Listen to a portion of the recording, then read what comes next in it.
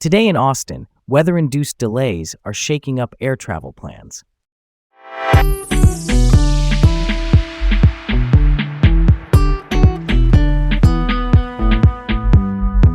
I'm Leah.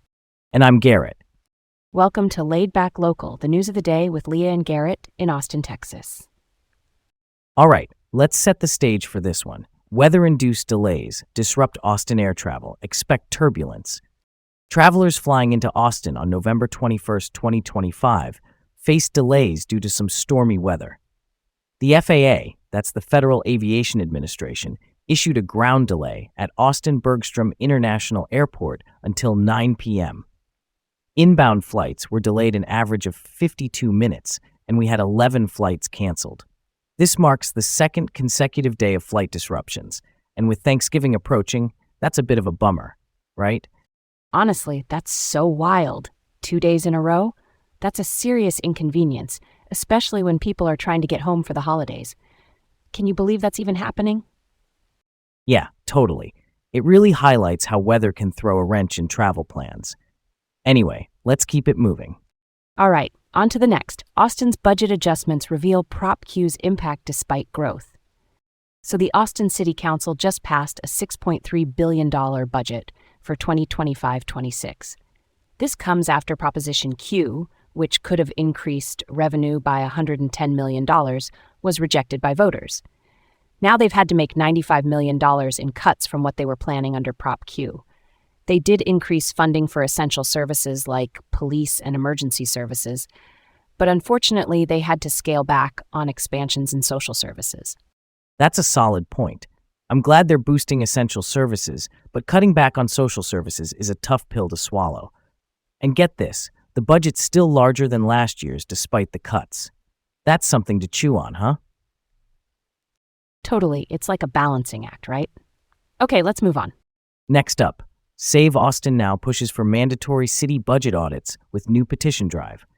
Save Austin Now, a group that aligns with Republican views, has kicked off a petition drive. They want mandatory city budget audits.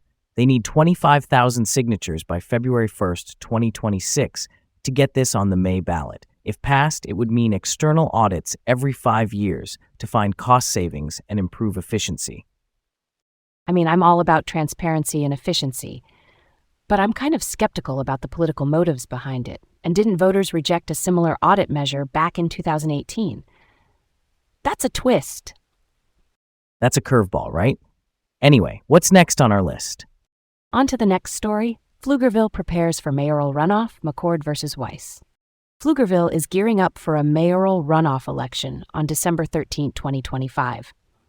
Pat McCord and Doug Weiss are the contenders. McCord is focusing on fiscal responsibility, while Weiss is all about improving quality of life. Early voting is from December 1 to 9th, and they're both campaigning hard. I could get behind the focus on fiscal responsibility, but lower voter turnout is always a concern in runoffs. And did you know the city's debt is up to $1.6 billion? That's primarily from some big projects. That's pretty cool, right? Yeah, that's intense. Okay, here's where we go next. Last up, Texas Longhorns gear up for SEC volleyball showdown against Kentucky Wildcats. Texas is set to face Kentucky in the SEC volleyball tournament finals today. Kentucky swept Texas in a regular season match earlier this month, and they're predicted to win again. But Texas has been on a roll and is aiming for an upset. I'm rooting for Texas, but Kentucky's strength is undeniable, especially with 9 straight conference championships under their belt. Can you believe that's even a thing? Thanks for tuning in to Laid Back Local, the news of the day with Leah and Garrett, here in Austin, Texas. Stay tuned for more updates tomorrow, and have a great day.